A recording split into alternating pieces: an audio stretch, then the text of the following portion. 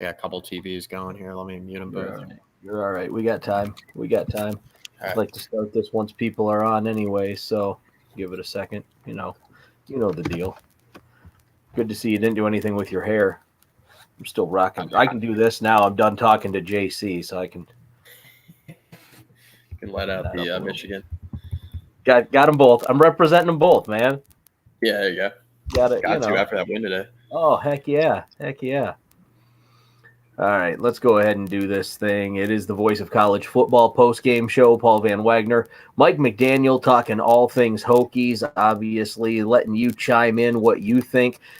You said to me before we went on that the Hokies tried everything they could to give it away. And yeah, but they didn't. They didn't. Derek's right, man. That was stress. This has been a stressful day for me, Mike. My beard was black when we started today, and it's gray now. So, Right. damn. Hey, man. 2 big wins by your schools today. That's right. That's What more can right. you ask for? The only thing that would have made this the perfect weekend is if the Lions would have showed up and actually won on Thanksgiving. But You we know can't better have than that, everything, though. right? You know better than that. Yeah, that's true. That is true. So, thoughts overall. Hokies are going bowling, man. I guess that's first and foremost, right?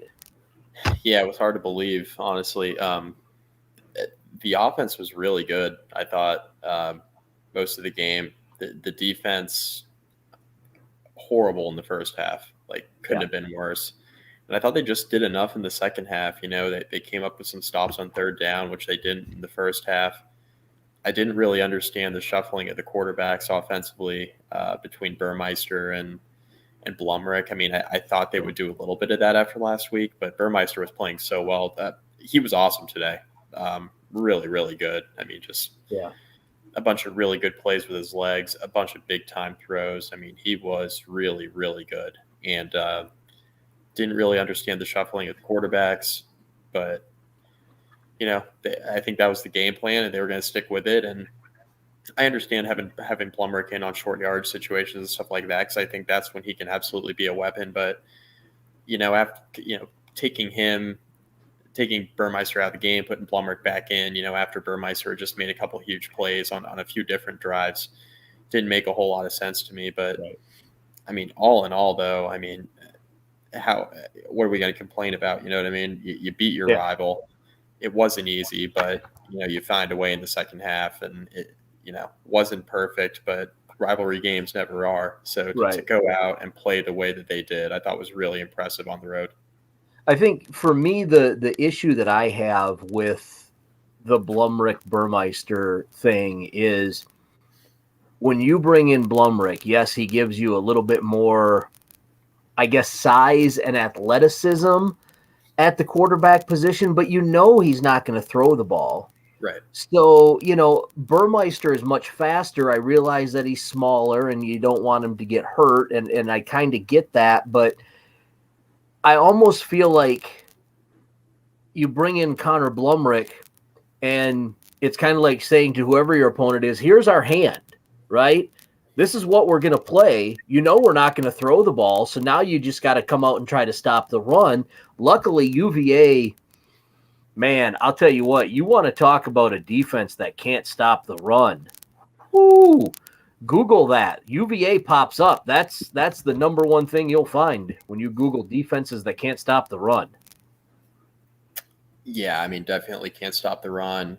Virginia Tech, and I'm pulling up the numbers right now, but Virginia Tech set a season a high watermark for the season in rushing yards, well over 300 yards. 320 just went up and down the field on him. Raheem Blackshear was really, really good in the running game, and Tech probably should have leaned on him a little bit more last week in the rain and the tough conditions down there in Miami, but they didn't. But Blackshear's been really good in the second half of the season, and between him and Malachi Thomas, they've had a really nice running game. And Blackshear, I think, made up for not having too many carries last week. He made up for it this week. When he got those carries, he was really, really good. Yeah, and I'm looking at the comment here on Cornelson. Yeah, I Yeah. mean, Cornelson's not a great offensive coordinator, but we only have one more game of him after this, so it's all Yeah. good. And that, like, Tyler brings up a great point, right? I even tweeted out, like, who runs on 3rd and 2 a quarterback sneak right into and that was just straightforward quarterback dive. Like, that Yeah, was, I mean, like, it almost feels like sometimes Brad Cornelson is like, let's see if I can draw up the worst possible play and then not make it work. And it just, like, I as a fan get frustrated as hell by that, man. yeah, he almost outsmarts himself. Yeah. If that's even possible. I mean, I know a lot of Virginia Tech fans don't think he's very bright with some of his play calling, but Right. he outsmarts himself. But I mean, the way I look at it is like Cornelson's problem over 6 years isn't the schematics of the offense. A lot of times, a play will be drawn up well and they just won't execute. But then a lot of times it's just like selecting plays in given situations, just not his strong suit. Just play selection. Play design is generally okay. Play selection is not. That's been a big issue, and uh, it was an issue again today. At points, but Tech made enough plays offensively to get it done. Yeah. Yeah, it was. And, it was one of those things, like, you go back and you look through the course of the season, right? And West Virginia, when you've got the ball 1st and goal or 2nd and goal, whatever it was, from the 4, and you run just 3 crap plays. And, then you look at there just are several games throughout the course of the season.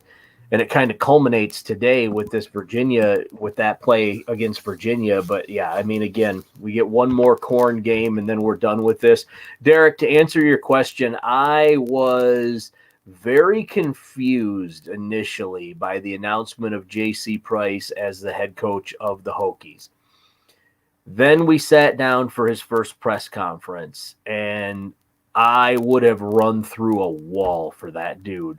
And he didn't do anything flashy, right? Like, it's just the way he talked about Virginia Tech, Mike. Like, that was when he spoke, I was just kind of like, crap, this dude gets it. Okay, let's go. Let's go. Yeah, not for sure. He's just the ultimate Hokie, isn't he? Yeah. He really is. I mean, for him to come out, after the game, and he was asked by a sideline reporter, what does this mean to you? It seems like you're emotional, and for him to just say, this is my school, Mm-hmm. it's a big deal. Beat your rival. This is my school. I mean, Yep. for Witt to tab him as the interim head coach couldn't have been a smarter decision, based on who the Hokies had as options on the coaching staff. I mean, he's the perfect guy to lead the team through the final 2 games and then the bowl game. Yeah, I agree. If you're watching us right now on StreamYard, which this is the only place we're actually broadcasting on YouTube, follow, subscribe with the Virginia Tech page. We're going to do this throughout basketball season. Also, we've been doing it all year on the football end of things. So, Virginia Tech going bowling again after a year of not, due to COVID, due not to COVID. It will be very interesting to see how this plays out.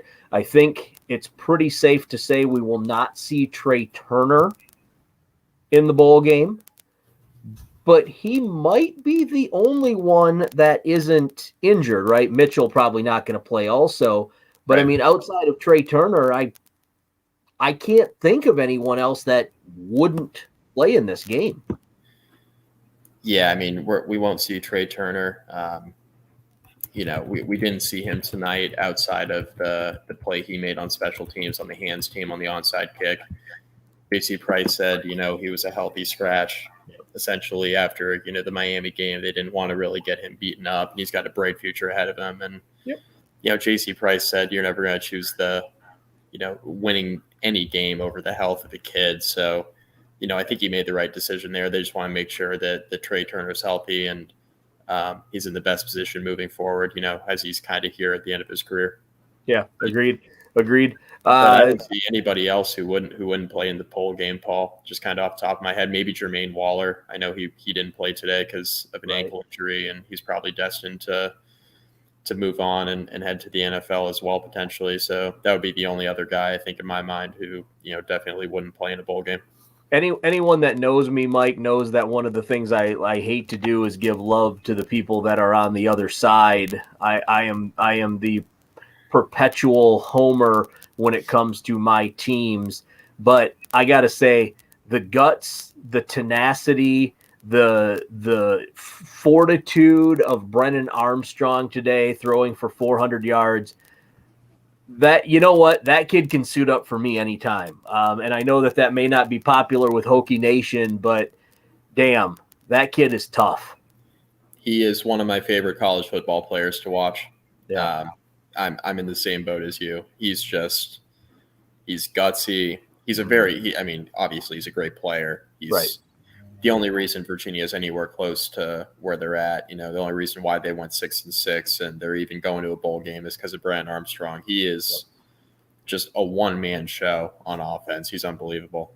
He's got some good receivers around him. Obviously, don't want to disrespect Ontavian Wicks and all the receivers.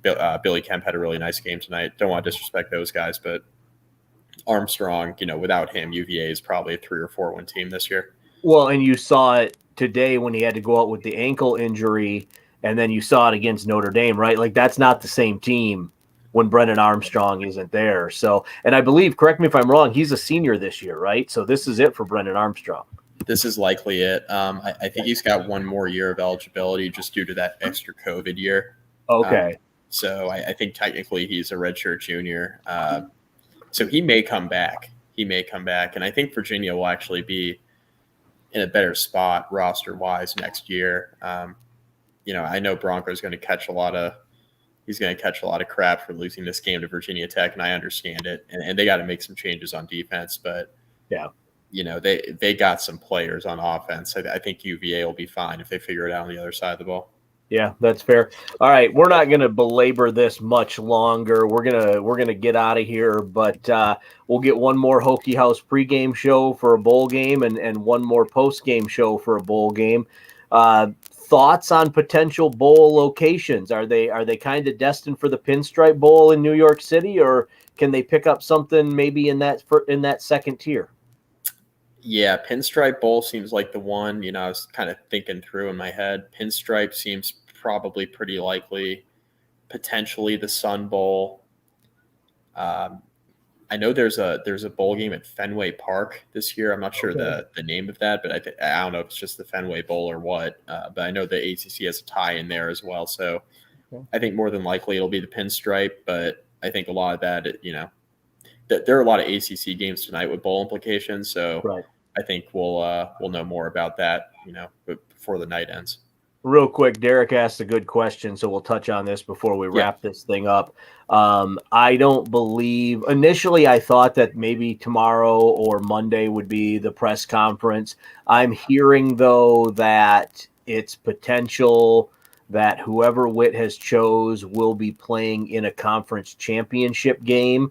So take that for whatever you want to take it for. And it's looking more like the 6th-ish of December that will have that announcement. That's what I'm hearing. Mike, what are you hearing? I've heard that. I've also heard potentially tomorrow, although I'm not sure how much of that smoke that's been floating around the internet over the last 48 hours is legitimate. The rumor that's been out there is that Witt might be trying to pull a rabbit out of the hat with Matt Campbell at Iowa State. Okay. Obviously, Iowa State is not going to be playing in the Big 12 championship game. So certainly, if he wanted to make a hiring announcement tomorrow, for example, it's likely that it would be somebody not named Charles Huff, not named Billy Napier, not named Bill O'Brien, a lot of guys who are out there who aren't playing in conference championship or aren't coaching, in conference championship games next week. If it ends up being tomorrow, I think the rabbit out of the hat home run hire of Matt Campbell might be on the table, but we'll see, man. There's so many rumors out there. It's hard to believe anything until pen hits paper. Yeah, and of course, we'll have a breakdown for you here, and also you can find me on ESPN Blacksburg Monday through Friday from 4 to 6. I host the Drive with Andrew Alex. Mike is on Sons of Saturday, the Basketball Conference podcast. You can fight with him on Twitter. He likes to do that. It's getting to be the holidays, though. I don't think many people are fighting with you now, are they? Nah, it's been pretty quiet. I've been trying to make sure it's quiet too on my end. Try not to instigate. Not stirring stuff up, are you? Yeah, not trying to. All right. That's fair. Where else can they find you? I gave a couple of them. Did I hit everything?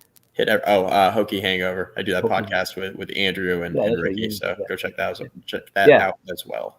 Lots of great spots for you to find us, and we thank you all for jumping on today. And we will have pregame here for the bowl game, and we will have postgame for the bowl game. Mike, have a great week. I'll talk to you on Thursday if you answer your phone? I'll answer my phone. All right, sounds good, man. You take care of yourself. Later, man. Thanks, guys.